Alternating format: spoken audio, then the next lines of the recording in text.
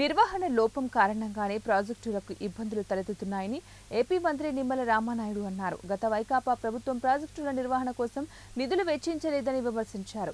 తుంగభద్ర డ్యాంను మంత్రి పయ్యావుల కేశవ్తో కలిసి ఆయన ఉదయం పరిశీలించారు. సాధ్యమైనంత త్వరలో స్టాప్ లాక్ గేట్ ఏర్పాటు చేస్తామని చెప్పారు. భవిష్యత్తు కార్యాచరణపై నిపుణులతో చర్చిస్తామని మంత్రి పయ్యావుల అన్నారు. డ్యాం పటిష్టత, మరమ్మతులపైన అధికారులతో మంత్రులు సమీక్షించనున్నారు.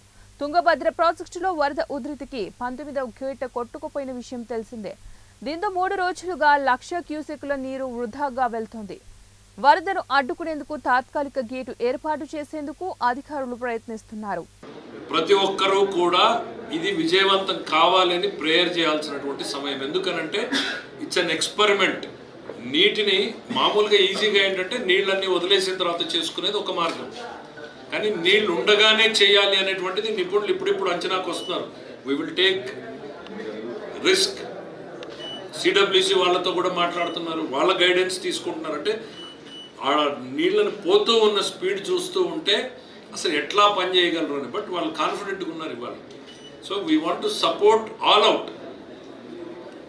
వెళ్ళి కూర్చోబెట్టి అది కరెక్ట్గా కూర్చోంటుంది అనేటువంటి నమ్మకాన్ని, విశ్వాసాన్ని ఉందాం. ప్రతి ఒక్కరం కూడా మనం ఈ నీటిని నమ్ముకుని, ఈ భూమిని నమ్ముకున్న ప్రతి ఒక్కరం కూడా ఈ ఎక్స్పెరిమెంట్ విజయవంతం కావాలని భగవంతుడిని కోరుకుందాం. ఎందుకనంటే ఈ 2 జిల్లాలే కాదు, ఈ కర్ణాటకలోని జిల్లాలు కూడా భవిష్యత్తు దీని మీద ఆధారపడి ఉంది.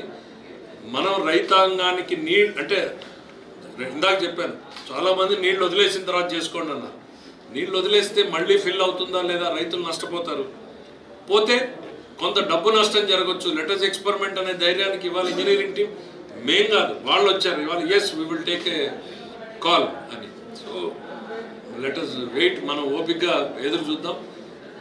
ఇంకా ఇక్కడ నుంచి కూడా మొత్తం అంతా చాలా డీటెయిల్డ్గా కూర్చున్నాం. మెటీరియల్ ఎట్లా వస్తుంది, ఏ టైంకి ఏమేమి ప్లానింగ్ అనేటువంటిది కొంత వాళ్ళకి స్పేస్ ఇచ్చేసి లెటర్స్ వెయిట్ అండ్ వాచ్. ఈ నమ్ముకున్న మన ప్రేయర్స్ అన్నీ కూడా నిజం కావాలి. ఈ నీళ్లు ఆపుకోగలము, విజయవంతం కావాలి. ఎందుకంటే ఇది ఒక ఇంజనీరింగ్ అద్భుతం, ఇంజనీరింగ్ సాహసం. తుంగభద్ర డ్యాంలో జరుగుతున్నది ఇవాళ దేశంలో లైవ్ రన్నింగ్ వాటర్లో గేట్లు అనేటువంటిది ఇంతవరకు కూడా ఎక్కడ జరిగినటువంటి దాఖలాలు వాళ్ళ డిస్కషన్లో కూడా రాలేదు. సో మొత్తం అంటే సిడబ్ల్యూసి వాళ్ళని తీసుకుంటున్నారు, రిటైర్డ్ అయిన వాళ్ళని తీసుకున్నారు, కరెంట్ ఆంధ్రప్రదేశ్ ఇంజనీర్స్ ఉన్నారు, కర్ణాటక ఉన్నారు.